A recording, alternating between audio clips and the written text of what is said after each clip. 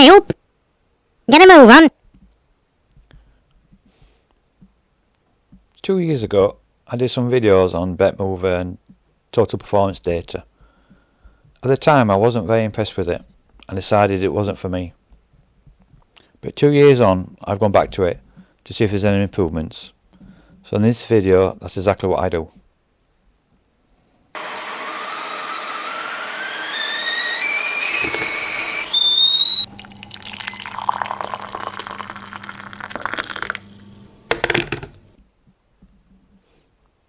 Hey up!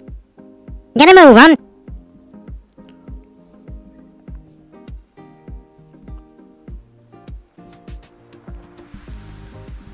This video is not a tutorial on how to use it, although I will point one or two things out along the way.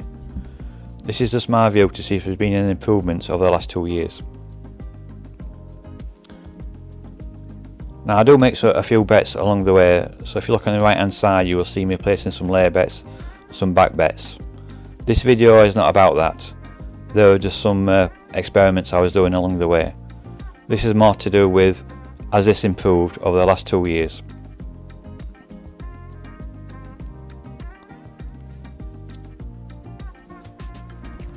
If you're not familiar with BetMover, the screen you can see in front of you now has 3 parts. You've got your top left hand part, which is the track with the runners.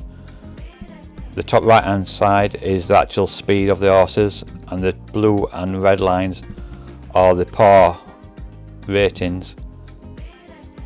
On the bottom half of the screen is actually the performance of the horse in running.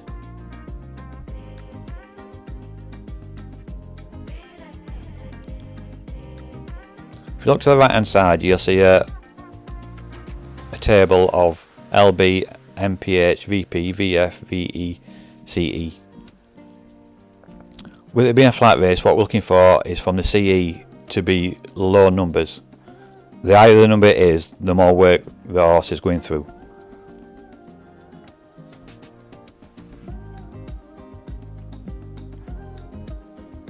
And for that reason, I laid number 1.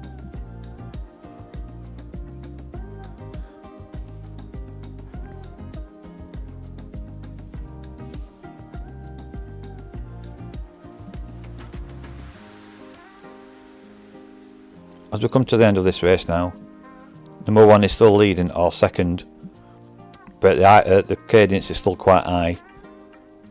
And as we get towards the end, as you can see, it starts to fade.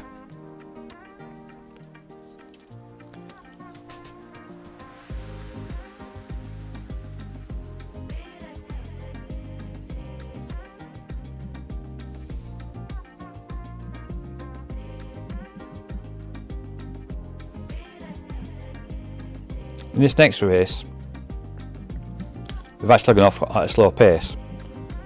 Now this is indicated on the top right hand corner. If you see the red line and the blue line, that's the par of the race, and this is well below it, so this is a slow race. But even though it's a slow race, the one that's leading is actually working hard. You can tell that by the numbers again. I actually laid the second number 6 in this race.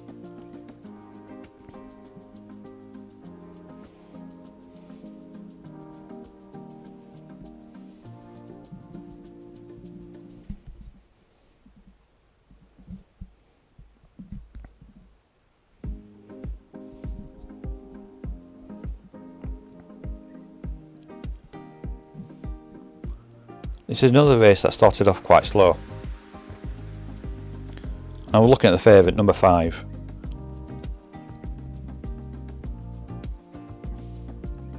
And as you can see again, the numbers are quite low compared to the second and third horse.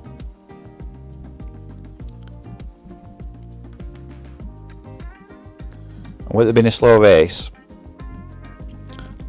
I figured that the favourite was probably going to kick on, especially when I looked at the cadence. So I decided to back it.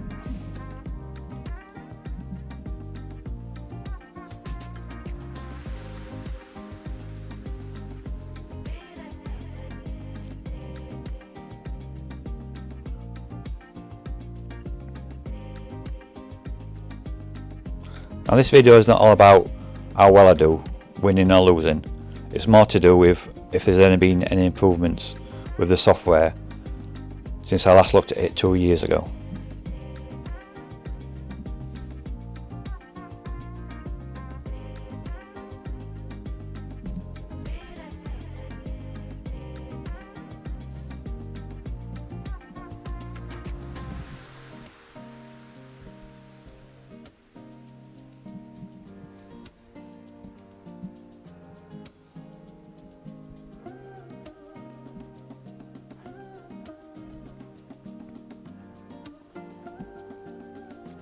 This was the race where they went off fairly fast, and again the favourite, if you look at the cadence, is really high, so I decided to make a lay bet on this race. The reason why I keep saying the cadence is really high is because that's what they tell us. Higher the number, the worse the horse is performing.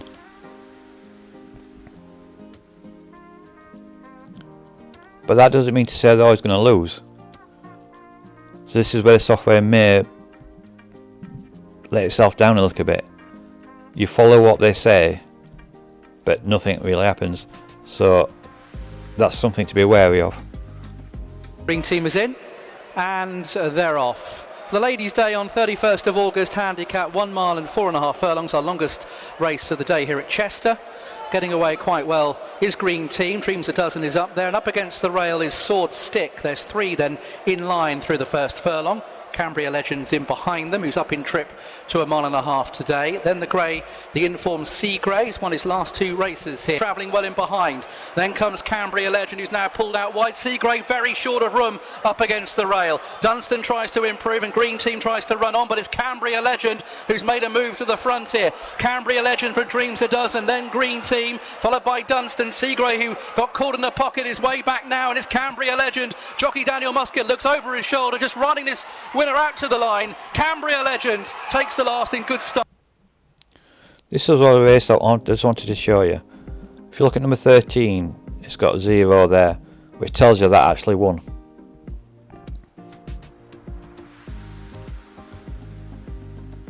And if you look at number 1, it's actually 0.6, which is telling you it's half a length behind it.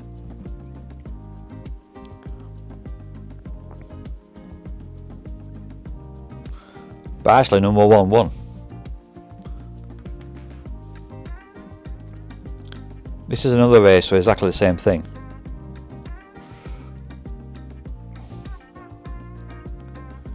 Again, if you look at the screen, it's telling you that number 2 is actually 1. And number 4 is 0.3 lengths behind. But yet again, number 4 had actually won. This is something that used to do 2 years ago, so obviously the software has not improved, and the same things are happening today than it was then. Now this is a race that nothing happened. Obviously we've got the pictures at the top left hand, but we've got no other information rather than that. We do have the miles per hour and the Betfair prices, but we've got no other indication of what's happening in the race. Again, this was happening 2 years ago as well. This is another race exactly the same. You do get the movements in the middle, and you do get miles per hour and lengths back. But yet again, there's no other variance, cadence numbers. There's no par race. All you get are these squiggly lines, what mean nothing. Again, this happened again 2 years ago, so again there's been no improvement.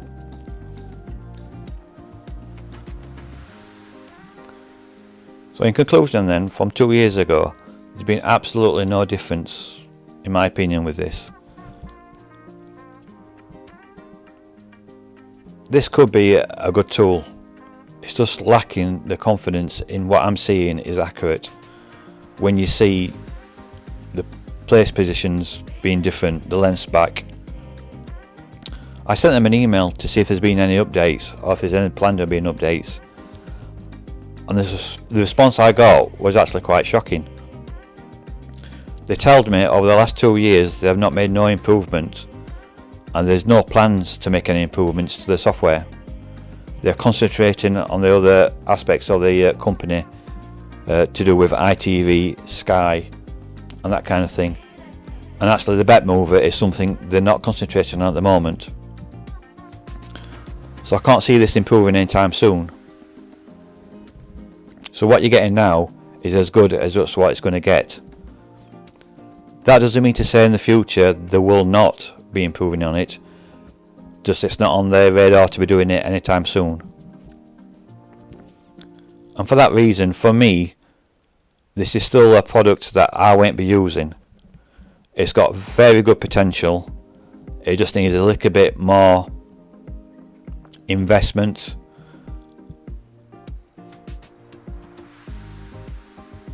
A better website.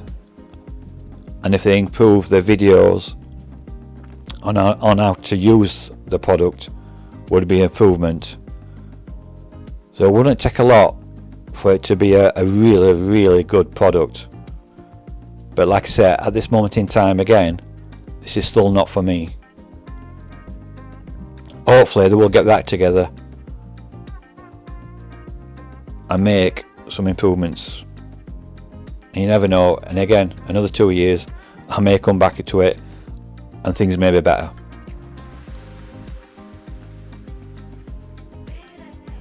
Thanks for watching, and I'll see you in the next one.